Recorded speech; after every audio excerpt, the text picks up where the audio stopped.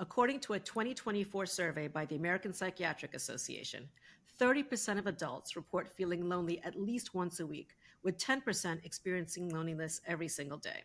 This is particularly prevalent among younger adults, with nearly a third of those 18 to 34 reporting daily or frequent feelings of isolation. Single adults are almost twice as likely as their married counterparts to feel lonely on a weekly basis, although we all know people who are lonely in a marriage. And despite the widespread use of technology to keep us connected, the effects on relationships are mixed. So while most Americans agree that technology helps them form new connections and maintain relationships, they're divided on whether these connections are actually meaningful or merely superficial. So today we're going to look at these statistics to explore what they really mean for our mental health and well-being. So if you're a high achiever with a high stress role, you're an entrepreneur, you're a person in midlife trying to figure out what your next step is, this is for you. So I want you to stay tuned for an insightful discussion on loneliness, connection, and trauma. You're going to learn some practical strategies, particularly for people in midlife, and what they need to think about when it comes to connection. But before I introduce our guest, Eileen Lemelman, today's episode is brought to you by the Release, Reset, Reinvent Retreat for professional and entrepreneurial, multicultural, diverse women. Eileen, you and I know each other as co-authors in a book called To Speak, Lead, and Impact. We'll talk about that in a minute. And we're also both in the same mastermind. So I know you're fabulous. So how would you describe who you are, what you do, and why people should listen to you in a minute or less? Well, you are fabulous also. And I'm so happy to be here with you, Marcia. I know it's been a long time coming. We've tried several times, but here we are. And thank goodness, because we both have a lot to say, about a lot to offer to our community. I am, as you said, Eileen Lemelman. I am a licensed clinical social worker, but I'm a licensed psychotherapist. I've been in private practice well over 30 years. My practice is bursting at the seams, mainly because we are in an epidemic, a mental health crisis of anxiety, depression, and, as you mentioned, loneliness. I am a #1 best-selling author called To Speak, Lead, and Impact. I am a podcast host. It All Starts With You. Yes, that's our book. A podcast host, It All Starts With You. And I am the founder of a sister group, my sister group, SISTHER, sister group, which really addresses all the issues you were talking about, mainly midlife women who are lonely, looking for community, and looking for a tribe, because that is very, very difficult in midlife, especially. So, Now, how do you before we go on, how do you define midlife? So let's make sure we're all on the same yes, page. exactly. I know midlife used to be, 50. That was the score that we used to. But I really think it starts at 40 for a lot, and especially for women who, at very much so, starting at 40 years old, could just start really questioning where they want to go with their careers, their lives. Listen, there are a lot of women that are, started out in their career and then suddenly found themselves mothers at age 40, which could really create loneliness, isolation. So I really think of it as 40 and beyond, really, because we are really trying to figure out who we are, what we're doing, and adjustment to all different life changes. So that's really interesting. And part of the reason that I talked about the retreat in this episode is that is actually the reason that one of our co-founders, she's pretty close to 70, but she looks like she's in her 40s. And her daughters, just turned 50, etc. And we were all talking, and she has a granddaughter, so it's a multi-generational thing. And she was saying, a lot of women, in our age area, we're getting more and more lonely because either we're having different kinds of friends, we need different kinds of friends, we feel very disconnected, and we're trying to figure out what's next. And I think that is so common, even among people, and maybe even especially among people who look like they're very successful on the outside, That's right? yes, Because exactly. Women then they who kind of say, am I being selfish for saying, is there more than this? So what are you seeing? Yeah. So, you gave these wonderful statistics about how young people like the Xers, I think they're called, 18. Well, Gen X, and so I'm Gen Oh, X, okay. and Then it was Gen Z. so you're thinking about Gen Z, and then Yeah. Gen A is like the Okay. teenagers. You So see, yes, now I'm aging myself. I'm really dating that's myself. okay. I'm a baby boomer. Exactly. So, yeah, that age group from 18 to 24 is experiencing extreme loneliness. And I will say, mainly in men, young men who are feeling extremely lonely. But I'm talking about women who are in that older kind of, demographic. Because we're very much so, these women have approached midlife with a lot of adjustment disorders. We're talking about changes in so much in their life, whether they're divorced, whether their spouse has died, whether they're empty nesters, or perhaps have relocated. I know you and I both live in South Florida, and I think a lot of Mhm. people come to South Florida thinking this is paradise. They're going to find, the panacea here, coming to Florida Right. where the sunshine is. But it's actually a very difficult time of life to find your community, to find your tribe when you're in your 50s, 60s, and 70s. And, And 40s. And especially 40s. because when we were younger, we had built in community with our children or with mommy and me or with, if we were in career, in corporate life, you had, built in community. But when you start to either retire or change careers or empty nest, you start looking and saying, my goodness, I am lonely. And I don't know where to find those people who are like me. I don't know where to find safe community that can embrace me, hold me, support me, and encourage me to be me, authentically me. Right. So, is there a difference between loneliness and isolation? Because let's take it back. Everybody remembers the time of COVID when people were in their houses. They might have had five other people there, but so they were isolated. What's the difference, Yes. if any, between isolation and Well, the loneliness? difference is, see, loneliness, you can choose to be alone. That doesn't Hmm. necessarily mean loneliness.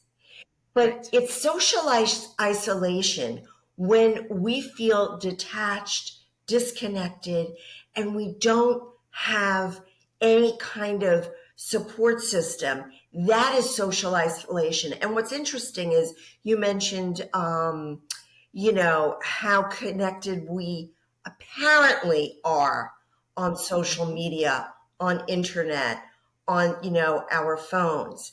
But it's interesting because the more we connect on those platforms, the lonelier and socially isolated we feel. Because, like you said, they're not truly deep connections. I just recently put up a social media post and said, I really don't necessarily like networking because Hmm. I'm not a small talker. I like deep talk. I like deep connection. And I think if you ask people, that's really what they're looking for. They're not looking for superficial, how's the weather, but they're looking Hmm. for, who are you? Right. What are you feeling? How are you dealing with your pains and your struggles? And believe me, nowadays we have a lot of pain and struggle. Most of us are experiencing pain and struggle. So, when we think about loneliness, and you've talked about issues like adjustment disorders, what is the connection between loneliness and mental health and mental well being? Right. So that's one of the reasons why Vivek Murthy, the Surgeon General, made really declared loneliness as his mission and as an epidemic of this really generation. Because when we are lonely, when we're socially isolating, and listen, we can be in a whole group of people and still feel lonely. So it's Absolutely. not necessarily about being around people, but it's around having these real deep connections. And when we don't really are, if we're not in community, if we don't have socialization, we are really apt and more at risk for heart issues, high blood pressure, depression, anxiety, suicidality, substance abuse. You know, we're talking about alcoholism or drug use. So we are at risk, more at risk. Dementia, when we don't have the social connections that are so essential. I mean, there was this, I forget his name, but the guy who wrote Blue Zones, and Hmm. he wrote this book about, areas of the world where elderly people are really in community and held, and they're, revered, and they're honored, and they're respected, and they're included in generational kinds of, all kinds of events. Those people live the longest and they have the least amount of physical ailments. And I think that is so true because I see it. I travel a lot, and a lot of times I'll go to a place that's not really a touristy place. So I might go into a village or something like that, and you'll see people sitting around the table, or you'll go into certain cities around the world, and you'll have people at dinners, at a restaurant, and they're there for 3 hours. No one's trying to make them get up and leave because they're sitting there in community. So sorry, it's not the red wine that we all thought it was, and it's not necessarily, the No, big heaping plates of pasta. It is actually being because human beings are wired to have connection. we And are. so I'm curious about that, and what does that mean? Because why would the loneliness lead to heart issues and dementia? Or I know there's not a causality, but why is there some Oh, connection to that? absolutely. I think there is a causality because, we are wired for community and connection. Listen, if we didn't have community when we were, prehistoric, we didn't Hmm. live because we Right. had to use each other and use each other as community in order to get food, to tend to the elderly, to tend to the children, to, make clothing. We had to be in community. So we're wired for being in community. You know, Margaret Mead was asked what was the first sign of community that she could identify. And what she identified, and some people say this isn't true, but I choose to believe that this story is true, that she said that the first um, evidence of community is a healed tibia bone or femur bone, because in order for a healed femur bone to exist, there would have to be people and community around that person to help them recover and stay with them. Otherwise, they would have been eaten by the lions and the bears, and Right. they Of would have been course. just disintegrated in out in the wild. So we need community. That's how we're wired. So speaking of wired, there's a lot about people that talk about biohacking, and that's, a buzzword. How does somebody who feels totally socially disconnected or isolated begin to biohack their social life to improve their mental health and reduce those feelings of loneliness? Yeah, it's interesting because I've been doing a lot of research on that. And actually, social engagement is a biohack for, feeling depression or feeling anxiety or feeling loneliness. And so, of course, the usual things of, the usual things of meditation and journaling and all of that. But I think it's more than that. It's really about risking, having courage, to be vulnerable in a group. Like, for example, perhaps volunteering for something, being in a volunteer, group with other people, joining a book club, um, these kinds of things. And of course, I have to add my sister group, which is a biohack for social engagement. When we have a community of people that feel safe, it Hmm. feels embracing, it feels like, ooh, I found home. That regulates our nervous system, that actually really allows us to not only be in connection with other people, but it's about making good choices and decisions for ourselves. It's about when we regulate our nervous system, we're able to then be connected to other people. It's sort of like this, what comes first, the chicken or the egg?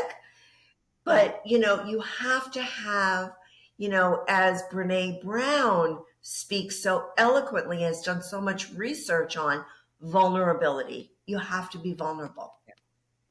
So there's a lot of people that might say, she wants me to join a book club. I don't know. She wants me to do this. I don't know. Some people are saying, I don't even know if I could leave the house because, again, they may not be small talkers or big talkers.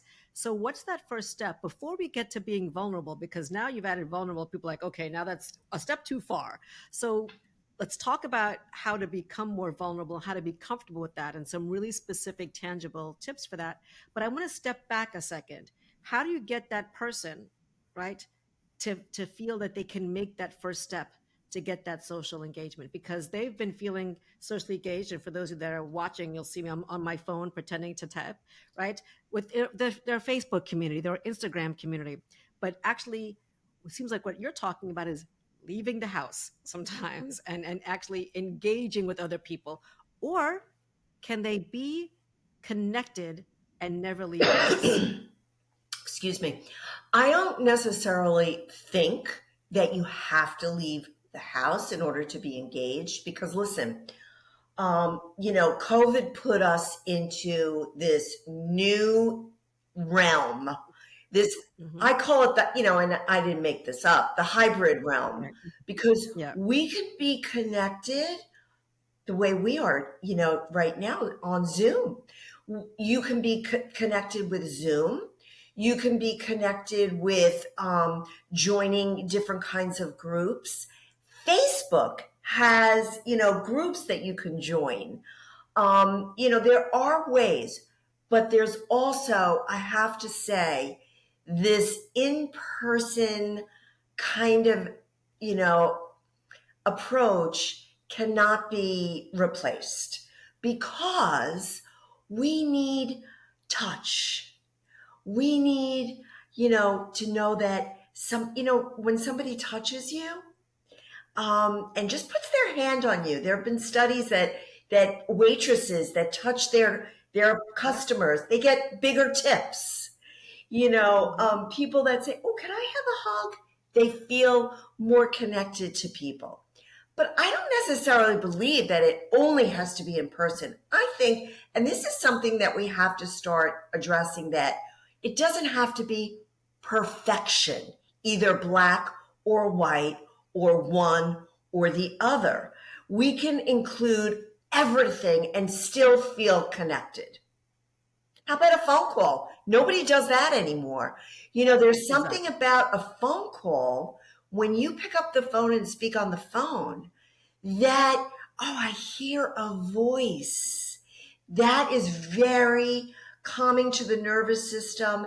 And it Hmm. also feels very connecting instead of just texting. Right, because depending on who's listening, right, the people who are in their 40s and over remember that we only used to talk on the phone, right? You know what I mean?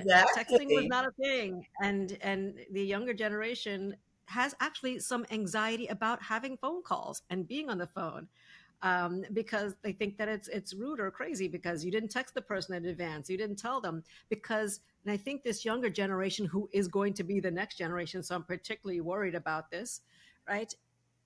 they don't understand connection, likely because of isolation during COVID, but also even before that. My son is now 28. When he was little, he and his friends would sit in the car. Little, I mean younger, and they'd sit in the car and they would just all text each other. Even if I said, "Look, I've got my headphones and I'm not going to listen to your conversation," like, it didn't matter. They were sitting next to each other, but they didn't talk. Yes. And I wonder about what that means, right? So he's 28, what that means for this generation coming up of just not talking, whether it's face to face or over the phone. Right. I think we're really touching on something else, which I want to bring up, which is this climate of fear that we live in. Because I mean, people kind of pinpointed the start of COVID, but to tell you the truth, I think it started even before then. I This agree. climate of fear of I don't feel safe. I don't feel safe reaching out. I don't feel safe in crowds. I don't feel safe in, being with too many people. I don't feel safe that you will accept me. I mean, we are living in a really, without getting political, in a very polarized, divisive kind of climate right now, and it exacerbates the fear that we have felt from COVID. But I really think it was before that. To tell you the truth, I think it started with 9/11. This climate of fear that we're no longer safe in our country when we always felt nobody could attack us. So, it's this cultural, social climate that's been really created. And of course, COVID exacerbated that. I think the US, and we have a global audience, but the US is different than a lot of places in the world because we are very focused on individualism and identity. Whereas a lot of other countries, they're more focused on the collective, right? Right now in the US, and we're filming this in August 2024, you've talked about the political divide where people are thinking about my party, my views, etc. But it's still my party, my views. I need to be validated. I need to have my needs met. I need to be heard, and less of a view of the collective. How does that, if at all, impact loneliness and isolation? Oh, the me and we kind of mentality that we have is also truly a result of the social technology because social media, technology, Amazon, all of those things, it's about consumerism, it's about Yeah. materialism, it's about what can I get for me, how do I look, how do I look to others, not how are we going to join together? How are Yeah. we going to really create, I keep saying this, community so that we all feel like we belong? Belonging is so important. Belonging to, a community, a family, belonging to each other, belonging to yourself. Right. Absolutely. I want to go back to something you said earlier about vulnerability. How what are some tips for people who are saying, I don't want to be vulnerable because if I say what I think or I say what I feel, I might get my head chopped off, whether it's by my family member, by a friend, on social media. I'm just going to be safe because it's not safe, right? You talked about we wanted to feel safe. It's not safe for me to be who I really am. Assuming, by the way, that you even know who you really are so that you can be vulnerable, because I think a lot of people don't even know who they are, much less how to be vulnerable. So, what are your thoughts on that? So that's exactly what I was going to address, that it starts with all the things that we're talking about: community, vulnerability, anxiety, depression, anything that we're talking about today really starts with emotional awareness. We have to be emotionally aware of ourselves in order, that's the foundation for all change, for all mental health, is starting with your own emotional awareness. I mean, I am very much going to be having a master class very soon on unlocking the power of emotional intelligence, or EQ, because it starts with awareness. Who am I? What are my values? What triggers me? How do I deal with anger? How do I deal with my anxiety? When we really connect to ourselves in a compassionate, loving, kind way, that allows us, that's the portal to becoming vulnerable and then saying, well, I know myself and I know who I am and I feel confident and secure in who I am, and I can now connect to you because I'm not worried I'm going to get swallowed up by you because I am Right. solid in who I am. I love that. And you talk. It reminds me of a few things to tie together, right? So Brene Brown, who you cited before, talks a lot about vulnerability, and she talks about the importance of vulnerability for leaders, which is something that I spend a lot of time working with leaders who are afraid to be vulnerable. Um, let's tie some of this together and think about what happens when leaders are vulnerable or afraid to be vulnerable. What happens when leaders are lonely or see loneliness? Is there a tie with leadership, vulnerability, and loneliness that you could make together? Because some people who are listening to this are managing people, they're leading. And I think you can be a leader without a title, right? You can be one person, manage nobody, and still be a leader because if you get people who want to follow you, you set the pace, you inspire, you educate. So for people who consider themselves leaders, what should they be thinking about as it relates to loneliness, whether they themselves are lonely or they see it in their teams, um, and vulnerability? Well, again, it comes back to the emotional intelligence, the aspects of really finding out who you are, finding out how others perceive you. I think Mm. as a leader, we need to ask, how do you see me? How do you view me? To really have good communication skills, because we don't want to be the kind of leader that's authoritarian, because then it doesn't open up any kind of communication flow. It doesn't make people feel safe in their company. It's interesting because I was watching last night something very interesting. It was a documentary about the Ferguson riots. When was it? I don't know, maybe 8, 10 years ago. I forget when it was, but um, anyway, they appointed Ron. I think his name was Ron Johnson. He was the sheriff in the town, and they made him like sort of in charge of the whole thing.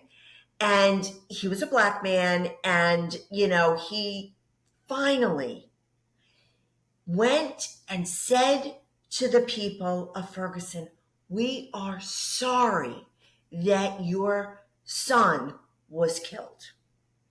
And he was criticized a lot by Mhm. leaders, by politicians, saying you shouldn't have said that. That was not right. But guess what? The community finally felt that they were heard. They finally felt that they were acknowledged. They finally felt that they were validated. And it actually lowered the entire temperature in the town. And so that is just an example of how leadership can really stoke the flames or Yeah. can make people feel safe, heard, validated, and want to be part of a collaborative. Right.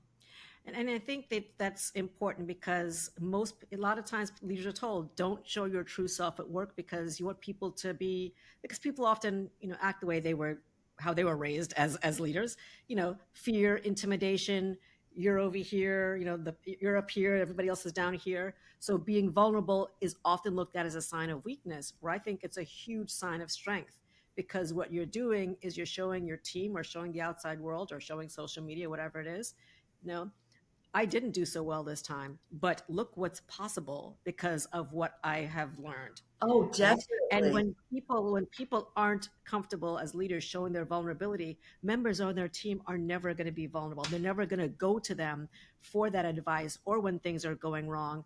They may hide issues. So it is really a lose-lose for any organization, but so many people focus on being that quote strong leader, when in fact being vulnerable is the height of strength, Well, because it's so yes. I mean, difficult. listen, I think that, yes, it definitely relates to emotional awareness, social skills, communication. But I think it also relates to something that you and I had spoken about when we were, kind of preparing for this, which is how does that relate to imposter syndrome, right?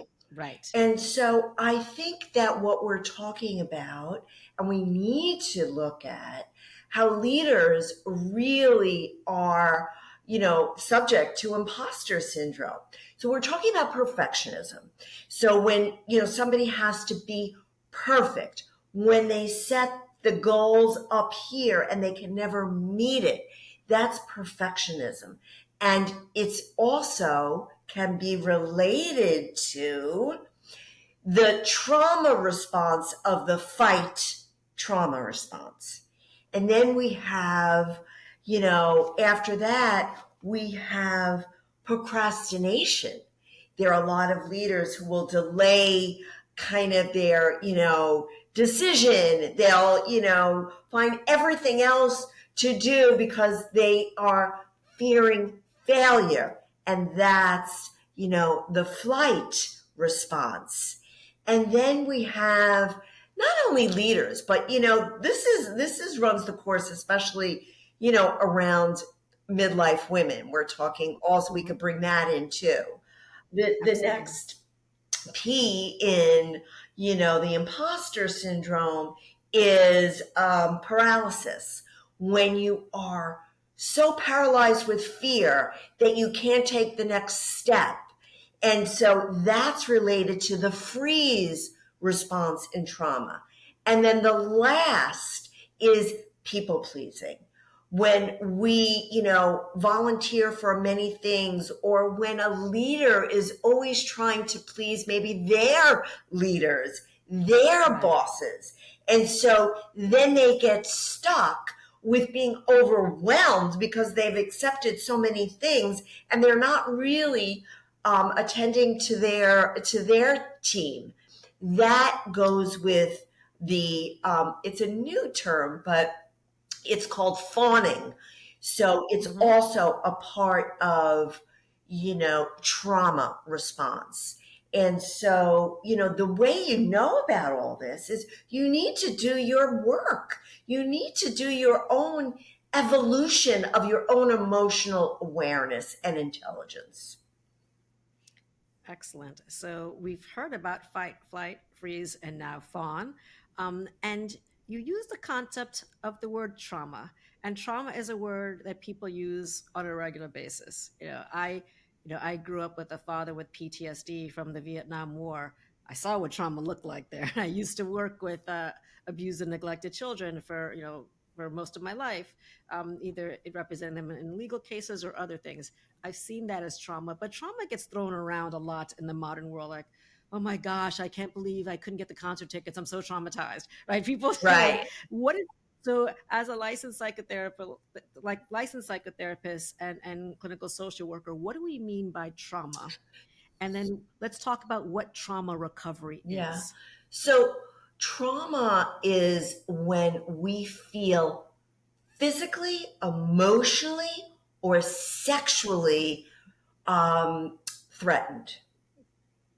When we're talking, it could be, when we're talking about environmental trauma, hurricanes, earthquakes, a, Mhm. a plane crash, that is a car crash. That is trauma. But then we're also talking about, abuse by our partners, by our parents. We're talking about, being sexually abused, being in war and having, and also it's about witnessing Absolutely. something that is very, very threatening or violent. You can be a witness to a murder and have trauma. Of course, also there's physical, surgery or, those kinds of Mhm. physical things that happen to us. That's all trauma. When we talk about, not getting, theater or concert tickets, we're talking about an event or an experience that was upsetting. That's not trauma.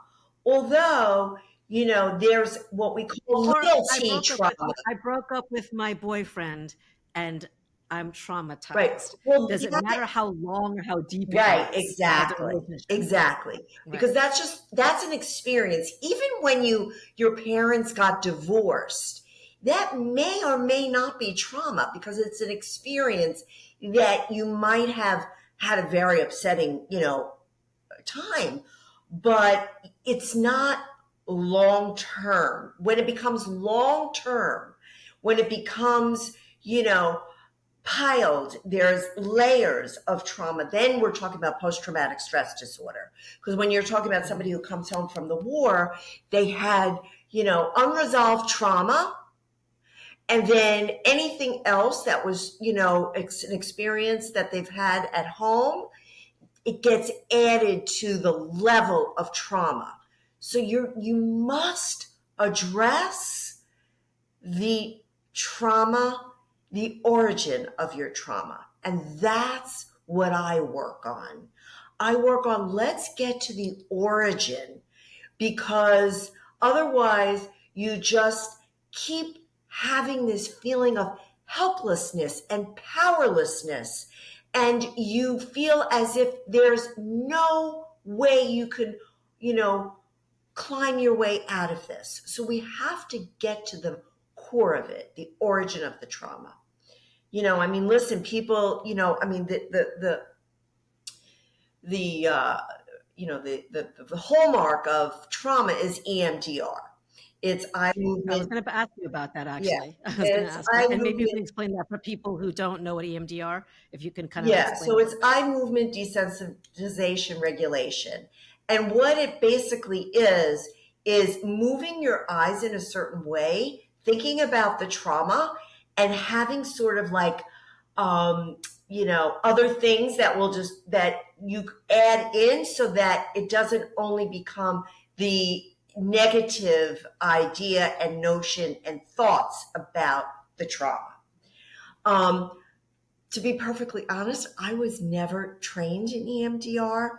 I was trained in a different kind of trauma work, which is called um, traumatic incident reduction. And really, that's more about flooding. It's about flooding the emotions, flooding the memories so that you become desensitized. You become, it doesn't have the same charge as it once had. And it's very successful. EMDR is very successful, although some people don't like EMDR because it's something to do with the eyes and some people do not like it. Yeah, I had a family member who did it and found it really effective. He was resistant at first, but found it really effective Yes. in that. And so when you say you flood the person with these memories, obviously people don't try this at home. You need to work with a Yeah, licensed no, you person before, cannot. because what can happen when somebody, because again, we talked about social media, people will go on TikTok and YouTube and feel like they'll learn anything, right? I guarantee you there's somebody online or the TikTok or YouTube video that is talking about these issues, and somebody might try to do this at home. Tell us a little bit more about that modality and what can happen if it's not done with somebody who really knows what they're doing. Well, because I don't go into um, the flooding right away. There are steps that lead up to the flooding because we want to, really identify what is the most stressful part of the memory, and then we want to reduce the charge with different, kinds of exercises that I do. And then finally, we go into the flooding. And, it's done, of course, with somebody that they trust. It's in an environment that's very safe. And this could take hours, by the way, because I don't let the person leave until their nervous system has regulated. Now, there's a lot of misconceptions about trauma, and we've talked about kind of the definition. We talked about experience versus event versus long term. But what's the relationship between trauma, anxiety, and depression? And what are some of the biggest misunderstandings you encounter, or even among people who might be in the medical field but may not really understand how the mind works and processes information? Well, just because you've experienced a trauma doesn't necessarily mean you're going to become depressed. And depression is really about a series of kind of questions and behaviors and thoughts and feelings that make us feel very hopeless, black, no joy, stop doing activities.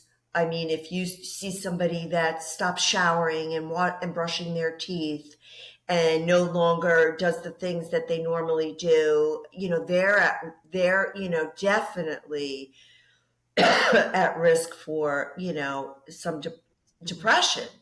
Anxiety is about, when we are our body is extremely agitated. It usually shows itself with agitation. It could be anger. Right. And by the way, anger could also be a depression symptom as well. So if somebody's very angry and irritable, a lot of times people report, heart palpitations and clenched jaw and, disturbing nightmares. This is all, and all of this is, if we don't deal with this, then we run the risk of really, truly, being run the risk of mental illness. Now, how does that relate to trauma? Well, a lot of people, have a traumatic experience. They don't address it because they don't think that it's a big deal, or they're maybe afraid to address it, or Right. perhaps they don't even know where to go to address it. This is a big deal in this society. We don't have enough mental health services and support for people to go to. And also, they don't, depending on the culture you come from, you might even think it's weak to go get help for this trauma that you've experienced. So now that can lead to chronic depression. That can lead to, full-blown panic attacks. That can lead to really being unable to manage your life. Okay. And that's very helpful. And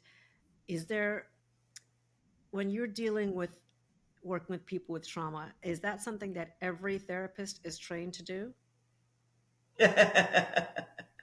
You I didn't say whether they're hope trained. I so. asked whether they're trained. I asked whether they're trained. I didn't ask whether they were good at it. Because somebody might be listening to this and say, you know what, I've never sought out help, but now I've got to think about it. Do I need to go to a psychiatrist? Do I need to go to a therapist? Do I go to a social worker? How does let's say somebody's listened to this and they've said, okay, I think there may be some trauma I need to deal with. How do I know where to go? Yeah, I think that's a good question. And we would hope that most therapists are trained in trauma. it's one of the, it's basic. It's basic psychotherapy 101. You need to be trained in trauma. But yeah, where do you go? So, I mean, listen, a psychiatrist, the field of psychiatry is important, and a good psychiatrist is really gold. But Mhm. the field of psychiatry has really changed over the years. Basically, now psychiatrists generally don't do therapy, they really just prescribe medication and do medication management. Um, Mhm. but and psychologists and someone like me, a licensed clinical social work, believe it or not, we have a lot of the same training, and Mhm. so either one could be good. um, you know, as a social worker, I will say that I'm a clinical social worker, so I am trained with all mental health issues, but I also use the environment very, very closely, because the environment that a person is in, the culture that they come from, the family dynamics that they came from is very important. Not saying that psychologists don't do that, but that's what social workers are trained to do. Wonderful. Now let's throw a monkey wrench in there. A lot of there's a lot. You're also a coach, and there's a lot of coaches that say they are trained and they're trauma informed coaches. Any thoughts about what somebody should look at? Let's say somebody's listening, like, well, I've got a coach and she says she's trained in dealing with trauma. Are there kinds of questions or things that people should think about so that they know they're going to the right person?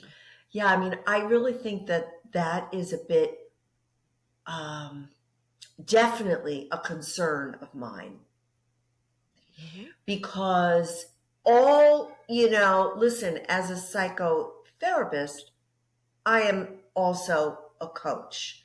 But as a coach, they're not trained in psychotherapy or mental health in the same way. Right. And so I think a coach can help with identifying the trauma, perhaps even giving them some exercises about how to deal with, identifying the trauma, maybe even working through some of the trauma. But when you get into some real deep childhood wounds, because I think Hmm. a lot of trauma, I would say Yep. most trauma comes from childhood woundings. We were not Yes. given the tools, we were not given the skills, we were not, maybe didn't have the attachments that would provide us with the, definite skills to deal with trauma. I think a good coach will say, you know what? I think you need to see a therapist. And it's something that when I take on coaching clients, I ask them if they've got a therapist and let them know, and make sure their therapist knows what we're going to be covering. And there's some areas, because I do some work with people with imposter syndrome, and there's some exercises that can get really deep, actually into those family relationships and family dynamics. And there's some exercise where I will literally say, I do not want you to do this exercise without talking to your therapist first. And in fact, this might be something that you talk through with your therapist, because it could really raise some issues that that I am not trained or equipped to handle, and I don't want to make things Yes, worse. because if you are dealing with somebody who has trauma and you're not trained, you could actually re traumatize a person. And if you re traumatize them, then they will actually, they run the risk of decompensating. Absolutely. So we have to Mm. be very careful with who we trust our brain, our heart, and our body with. Excellent. So I'm going to switch gears a little bit before we close out. We are both best-selling authors in the book called To Speak, Lead, and Impact. And if you're watching on video, you see I'm holding it up, and I will actually put the link in the show notes. Very briefly, you wrote a chapter called "I Didn't Die at 60." Am I correct? Is that Yes. accurate? Um, we are going to put the link so people can buy the book and read the story. But very briefly, what did you want people to get from your chapter? It's never too late. And to have the mindset that we can create the life that we want at any age. I grew up with a mother who was always preparing to die. She was convinced that she was going to die at 57 because her mother died at 57, and she was a young woman when her mother died. So she was always waiting and delaying happiness, delaying life, not necessarily throwing herself into all that life can offer because she thought, I gotta, I'm gonna die. So this is not the way to live. And so, that really had such an incredible impact on me as a woman, as an older woman, as a woman who at 60 decided to start a podcast, decided to start speaking publicly, decided to go from my career, which was one to